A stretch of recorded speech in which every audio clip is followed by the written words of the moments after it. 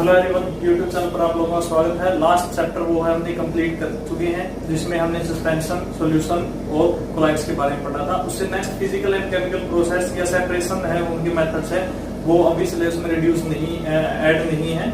अब अगर उनकी कोई जरूरत भी पड़ती है तो हम उनको लास्ट एक बार सिलेबस कंप्लीट होने के बाद रिवाइज में डाल देंगे। तो नेक्स्ट चैप्टर अब हम करने जा रहे हैं atom and molecules, third chapter of chemistry, atom and molecules.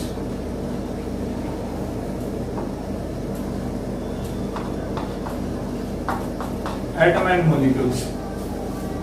देखो, वैसे तो एटम के बारे में हम पिछले चैप्टर में भी पढ़ चुके हैं। जो बिल्डिंग ब्लॉक्स होता है किसी भी मैटर का, मैटर जो हमारे आसपास हम जितने भी देखते हैं, वो चाहे टेबल, चेयर है, फैन है, गोल्ड है, सिल्वर है, स्टील है, आयरन है,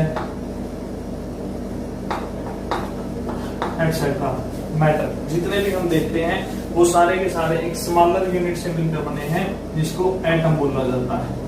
एटम या जिसको मॉलिक्यूल भी बोल सकते हैं। एटम और मॉलिक्यूल में वैसे डिफरेंस मैंने आपको पिछले चैप्टर में बता दिया था। दोनों ही बिल्डिंग ब्लॉक होते हैं किसी भी मैटर का। एटम एक फ्री स्टेट है, मॉलिक्यूल भी किसी एलिमेंट की एक फ्री स्टेट है।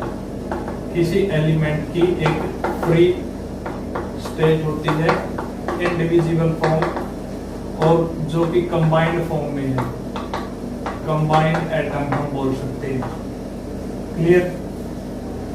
तो बहुत से इंडियन फिलोसोफर हुए हैं जिन्होंने मैटर के बारे में बहुत सी बातें बताई हैं। अब उन्हीं फिलोसोफर्स में से एक महर्षि कंग भी हुए हैं, जिन्होंने बताया कि आपके पास कोई भी एक मैटर है। मान लीजिए हम किसी पेपर को ले लेते हैं।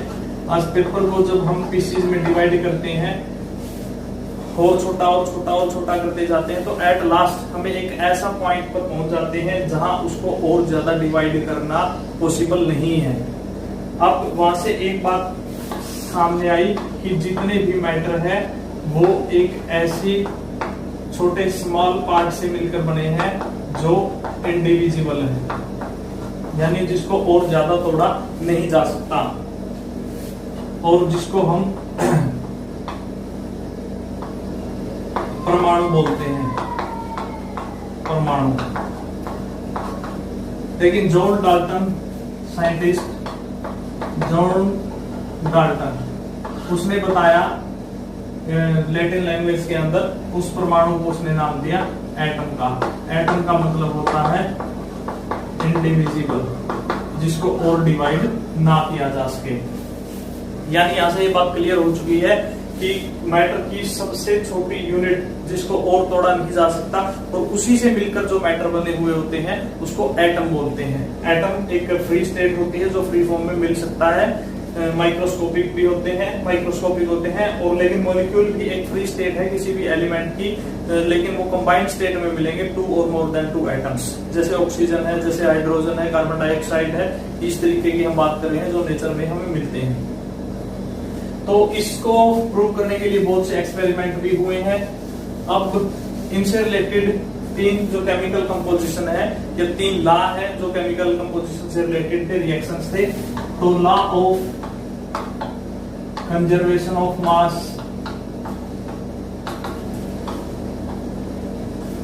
Second one law of constant proportions, और लॉ ऑफ मल्टीपल प्रोपोर्शंस। ये 3 लॉ है जो हमें केमिकल रिएक्शन, उनके मास, उनके प्रोपोर्शंस, या किसी भी केमिकल रिएक्शन में जो कंजर्व रहता है, जो मास है, या चाहे उनका प्रोपोर्शन है, या फिर उनका मल्टीपल प्रोपोर्शन है, उसके बारे में ये ला दिए गए हैं, जो मैटर को डिफाइन करते हैं। उसकी स्टेट, लोअर स्टेट, यानी एटम को डिफाइन करते हैं, एटम की प्रॉपर्टी को डिफाइन करते हैं, एटम की कैरेक्टरिस्टिक को डिफाइन करते हैं। देखो, डिफरेंट टाइप के एटम हम देख रहे हैं, हमारे पास वेरियस टाइप ऑफ मैटर है। तो इसका मतलब क्या है, हमारे पास उतने ही टाइप के एटम और एलिमेंट है। कई मैटर ऐसे हैं जो मिक्सिंग ऑफ 2 और मोर मैटर से मिलकर बने हैं, तो इसका मतलब वहां पर एटम भी है, डिफरेंट टाइप के मिलेंगे। यानी एक मैटर अगर प्योरली है तो उसके अंदर एक ही तरह के एटम है। एक मैटर के अंदर 2 या 2 से ज्यादा एलिमेंट मिक्सअप है तो इसका मतलब उसके अंदर दो या दो से ज्यादा टाइप के एलिमेंट भी मिक्सअप है, या दो या दो से ज्यादा टाइप के एटॉमिक भी मिक्सअप है। क्लियर? तो law of conservation of mass, conservation word हम बहुत बार पढ़ भी चुके हैं। कंजर्वेशन मीन कांस्टेंट, जो चेंज नहीं होता है, और एनर्जी के केस में भी हम इसको पढ़ चुके हैं, law of conservation of mass.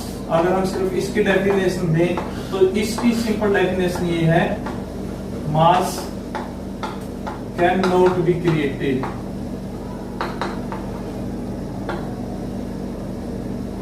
And not be destroyed, कि मास को ना तो पैदा किया जा सकता है ना खत्म किया जा सकता है। क्लियर?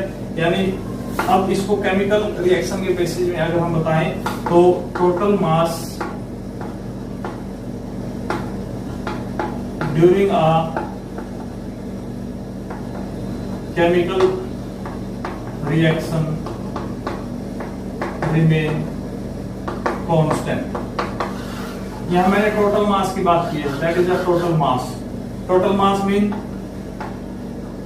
मास ऑफ रिएक्टेंट जितना रहेगा वो मास ऑफ प्रोडक्ट के इक्विवेलेंट रहेगा।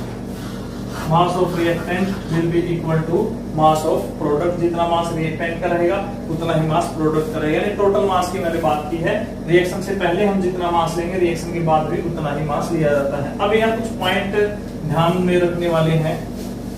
देखो, जब भी कोई केमिकल रिएक्शन होती है उसमें जरूरी नहीं कि हमें जो प्रोडक्ट मिलता है वो हर बार सॉलिड ही मिले। वो प्रोडक्ट लिक्विड फॉर्म में भी हो सकता है, वो प्रोडक्ट गैसियस फॉर्म में भी हो सकता है।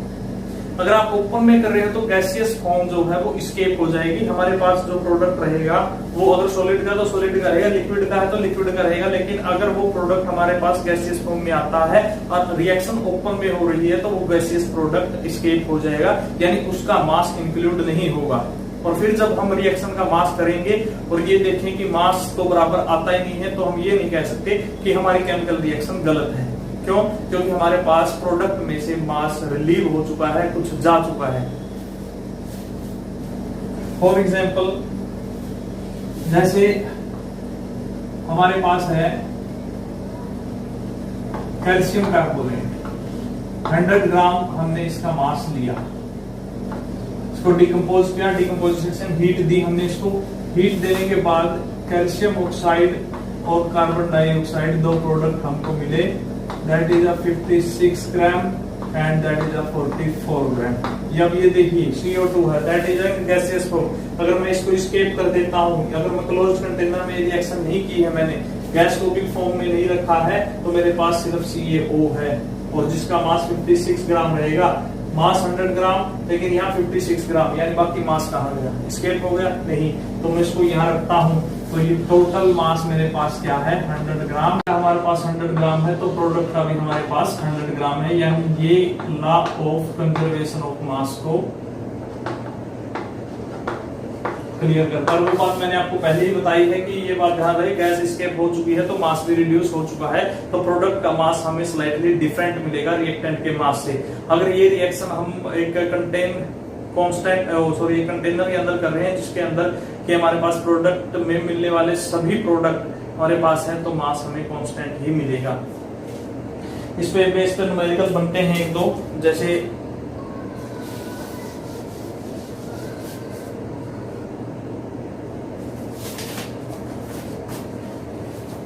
कि sodium carbonate react with ethanoic acid to form sodium ethanoate carbon dioxide and water. ये बताता है कि sodium carbonate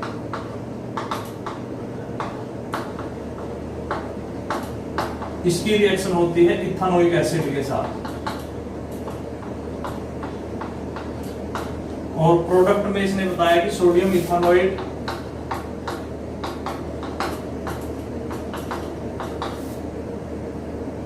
carbon dioxide and water, ये प्रोडक्ट हमें मिलते हैं, ये रिएक्टेंट हमें मिलता है। तो इसका एक्सपेरिमेंट में ये बोलता है कि 5.3 ग्राम ऑफ सोडियम कार्बोनेट, इसका जो मास है वो 5.3 ग्राम है। 6 gram of ethanoic acid, that is 6 gram. 8.2 gram of sodium ethanoid, 2.2 gram carbon dioxide and 0.9 gram of water.